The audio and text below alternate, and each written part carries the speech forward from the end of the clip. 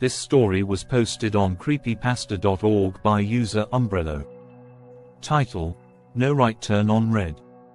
It was well past midnight as I drove home from my new job. The pay wasn't so good, and it was far from home, but I really had no choice considering I was behind on rent. Exhausted from working a long first day, I just wanted to get home and sleep. I thought I knew the way back, but I had arrived during daylight hours when it was easier to manage my new surroundings. Streetlights were scarce, which I hadn't noticed in the afternoon. And to make matters worse, it was snowing. Somewhere along the way I must have taken a wrong turn, and soon I was completely lost. After driving aimlessly through unfamiliar neighborhoods, I finally came to a traffic light. I was relieved, as it meant the highway was nearby. I was almost positive it was to the right, but the light was red. A sign on the corner stated, "No right turn on red." Who was I to argue with all capital letters? Yet, it was so late that none of the houses I passed had lights on, and there were no cars around. Surely, it was okay to make a right turn. "Screw it," I said, and stepped on the gas. Halfway through the turn, something darted out into the intersection. A loud, dull thud echoed through the car, and I slammed on the brakes. At first, I didn't react. I just shut off the engine and sat there, hoping it was an animal. Once the initial shock wore off, my hope turned to assumption. I exited the car with my fingers crossed and my breath held. As I rounded the front of the vehicle, I saw the legs of a child. My heart sank into my stomach and I fell to my knees, sick and ashamed. I stood up, but not straight, and walked closer to the child. It was a girl, possibly around 8 years old. She had a little blue backpack, and must have been holding a sleeping bag that was now lying unraveled a few feet away. She lay face down, her blonde hair covered in dark red blood. One by one, delicate snowflakes touched down upon her lifeless body. In the headlights, she resembled some kind of fallen angel. I felt I was being taught a lesson, a harsh one at that. I returned to the car and dialed 911. As I waited for help to arrive, I went over the incident in my head. Though it was a minor violation, I knew I couldn't tell them I made an illegal right turn. Especially when it resulted in such a tragedy. As far as anyone was concerned, the light was green. The police arrived with an ambulance, and I went to greet them. When I tried to show them the girl, she had disappeared. There wasn't even blood on the ground, or an imprint in the snow. "You say you hit someone and they were right here?"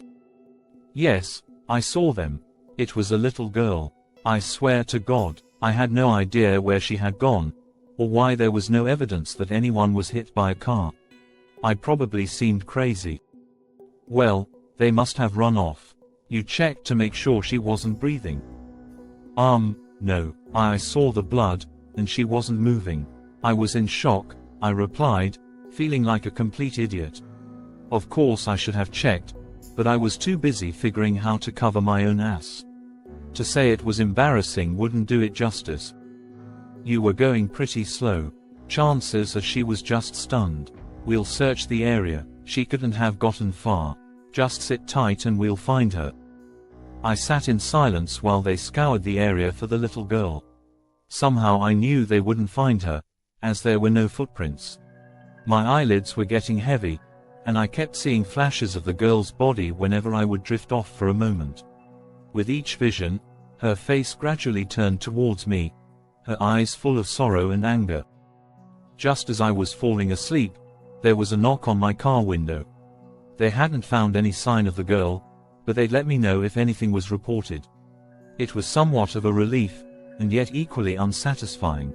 The whole way home I drove under the speed limit, stopping at every intersection even when the light was green.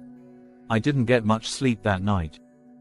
The next day I wasn't thrilled about going to work, but as a new employee, I really had no choice. As ridiculous as it sounds, I got lost again on the way home.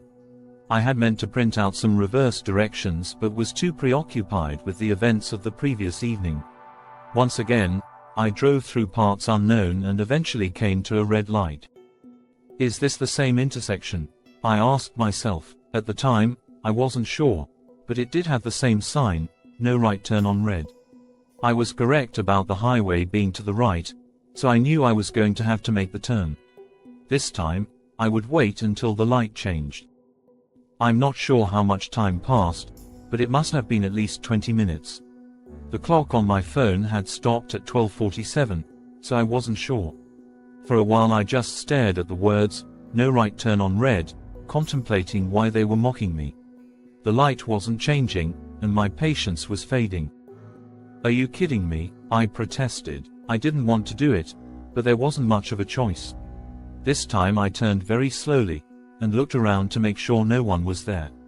I thought it was all clear when, just as the night before, something darted out in front of the car.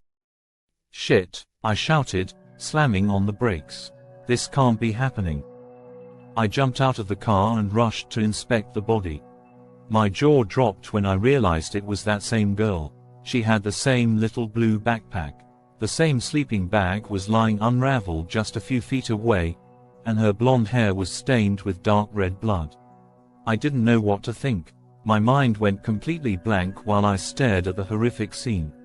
Whether it was real or not, it was far worse the second time. I retreated to my car again, but this time I hesitated to call the police.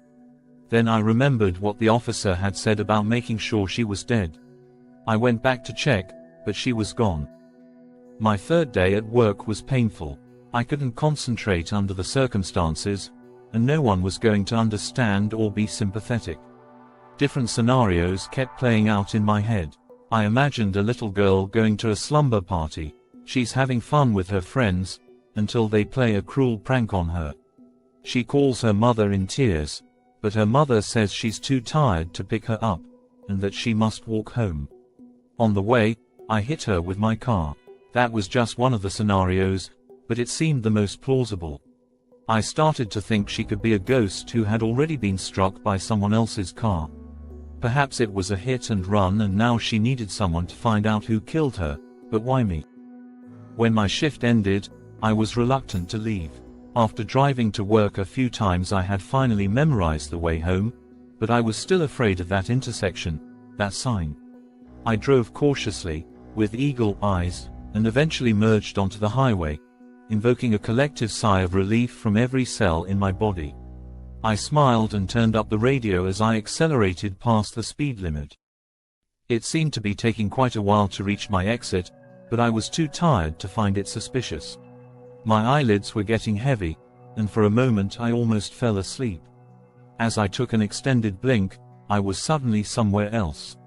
The highway was gone, and in front of me was an intersection with a red light. A sign on the corner persisted, no right turn on red. What the? I looked around in disbelief. It was that same intersection. How I got there was completely beyond my understanding. Was some otherworldly force trying to tell me something? Was it my destiny to help this little girl? All I wanted to do was go home. This time I would wait until the light turned green, if I had to wait all night. I think I sat there for a few hours, but my phone had stopped at 12:47 again. Perhaps the little girl died at that time.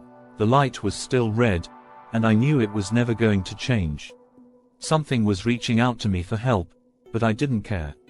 All I wanted to do was go home. I shouted at the traffic light, "Just change already, asshole," as if it would be intimidated. As I became more irate and delusional, the thought of killing the little girl a third time became almost desirable, but then I remembered how I felt each time. I knew she couldn't be real, but the experience was just as real as anything. I shook the notion and put my hands firmly on the wheel. I couldn't sit there forever, so there was only one thing to do. "Screw it," I said, and I made a left.